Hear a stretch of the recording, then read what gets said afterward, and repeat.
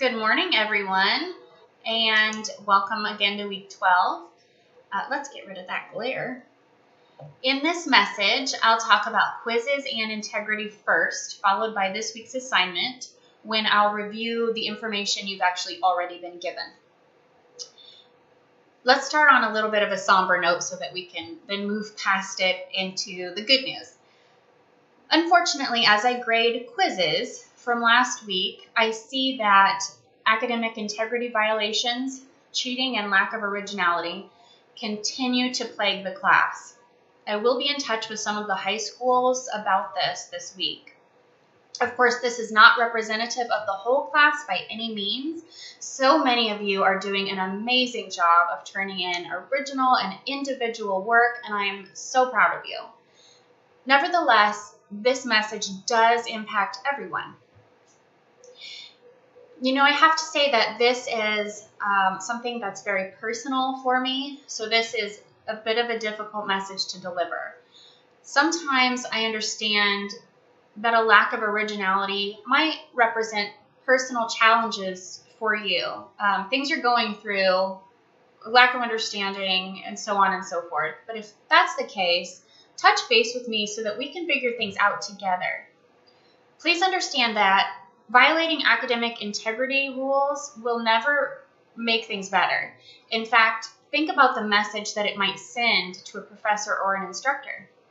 It can suggest that a student is A, okay with stealing someone else's work, and B, that the student doesn't trust that their instructors are smart enough to see what's going on. Now, these things are obviously not always true, and we know that. But what a lack of integrity does always suggest is that a student is not making learning a priority. For students who do want to learn, we instructors are excited to help and excited to do anything we can to boost that learning. But if you don't want to learn, we're stuck. There's very little we can do as educators if you won't play a part in your own education. And you know, I think there's a tendency for college instructors, at least for those I've spoken with, and for me, to be more lenient with high school students. First of all, I know there's initially a new set of expectations, so there's a learning curve there. But we're in week 12 now, so I'm a little disappointed to see that we aren't quite on an even keel yet. Secondly, I'm well aware that failing your dual credit or early entry course means that graduation is at risk. And that's a big deal. And folks, I care about that. I truly do. I care about your futures. But I can't care more about your own graduation than you do. So it's really time to step it up. With this tendency to be more lenient with high school students, the clear downfall is that it's ultimately a disservice to both the students and to the academic community, of which I'm proudly a member. But let's take a second to focus on the disservice to students. I'll get a little boost myself there. When you get to your college campus, whichever one you choose, on ground or online, from the most prominent school to the humblest of schools, you will be held accountable from day one. You won't receive multiple chances. You might receive a second chance to turn in a new assignment, but if that second chance is squandered, a student will likely fail the class. In college, you can be failed in the first week of the semester, in the last week of the semester, or anywhere in between. And ultimately, this can even lead to academic suspension, meaning that the student would have to leave school for at least a semester, possibly longer. When you fail a class or when you're suspended, the only recourse you have is to appeal to a high authority. Sometimes that's a dean, sometimes that's a vice president of academics. And in doing an appeal, you're bringing several people into the mix, possibly parents included if yours are heavily involved. And they'll together analyze what happened and review what went wrong. And that's just a miserable situation for everyone. No one wants to sit down with their professor, their parents, and a vice president of a college or university to talk about why they couldn't do their own work. And I don't want to see this happen to anyone, so we have got to get this right, folks. So many students have been doing their own work from the start, which is awesome. So many more have really put in the effort with only minor misunderstandings. Also great. But all students are hurting a little bit because of the choices of others right now. I've been given cause on most weeks to do manual and thorough originality checks, which take quite a bit of time, and then your grades aren't returned in as timely a manner as I prefer. If I don't have cause to do that, then you'll get your grades back quicker. So back to this week. Quizzes. Quizzes, in many cases, were very clearly completed together. With short answers, it's pretty obvious when you're not doing work individually. Right now, I am actually planning to grade all quizzes, even after doing this review and seeing what I'm seeing. Again, I will be in touch with the high schools where there's concern, though. But if you know that you are struggling with originality and doing work on your own, please understand that this is a final chance. For your own benefit and for the pride that comes with a job well done, do your own work. And to be fair to others, do your own work. Because at some point, we're past misunderstandings. At some point, we're beyond giving the benefit of the doubt. And after this week, that is where we will be. I will expect you to know what is and what is not acceptable. But if you have questions, just always ask.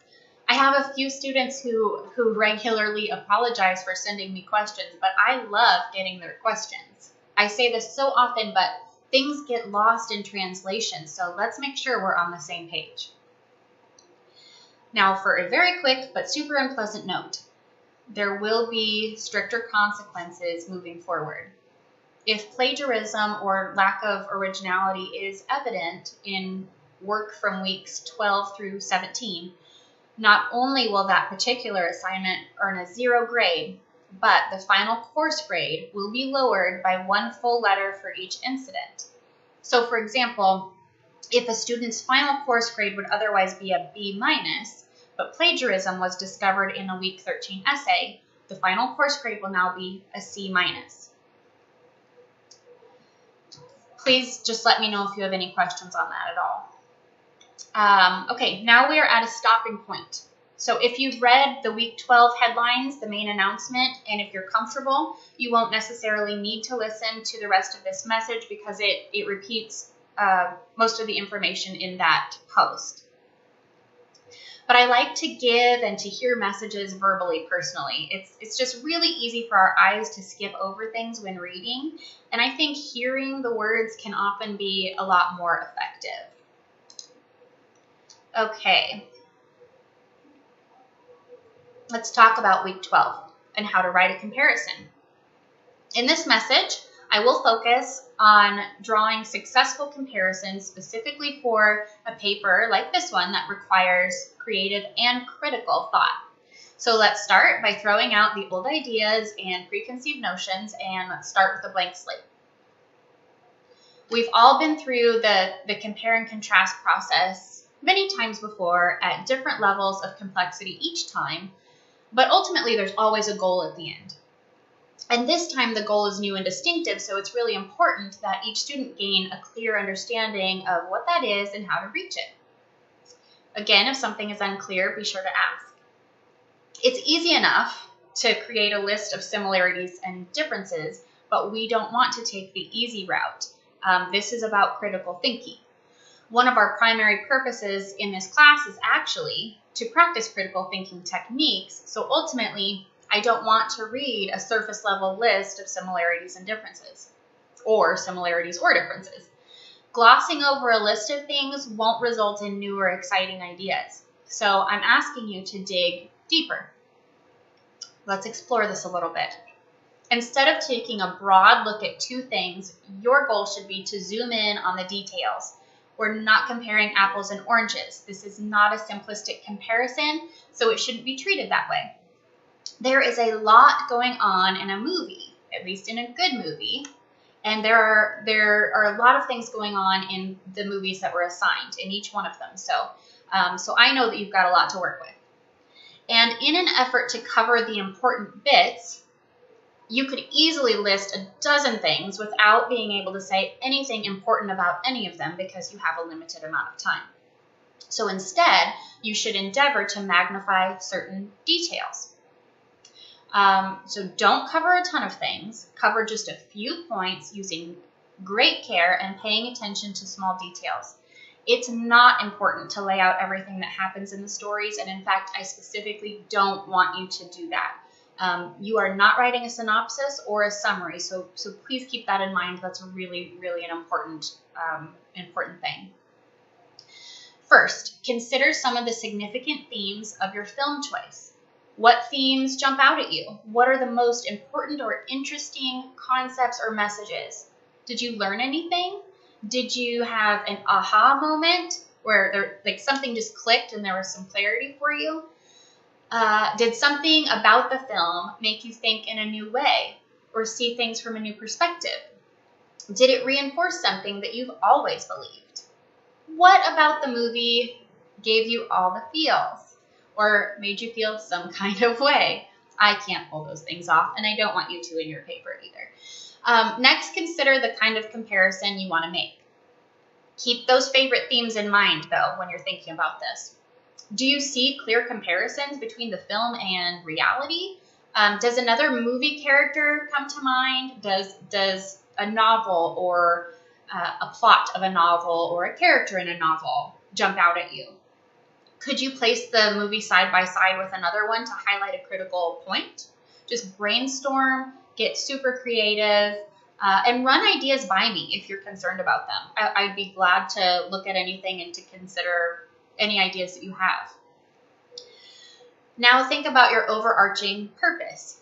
What's the one main goal? Is there an umbrella point under which all of your subpoints can fall? What is the one thing you want people to know or to believe when considering comprehensively these two things? When you come to a conclusion about your main purpose, which you should keep somewhat flexible, by the way, in that first draft, I want you to start to form your thesis statement. In the thesis, this is a big one. Please try not to use the thesis to state that you're going to look at similarities and differences between two things. I already know that. I know you're doing a comparison, but even if I didn't, good writing would make that clear without you having to explicitly state that. Your thesis should be creative and interesting. It should lay out your main point or purpose, something you're going to prove or maintain. So don't waste your thesis by saying something that's super obvious, like, I will explain the similarities and differences between X and Y things. Or this paper will lay out all the differences between da-da-da.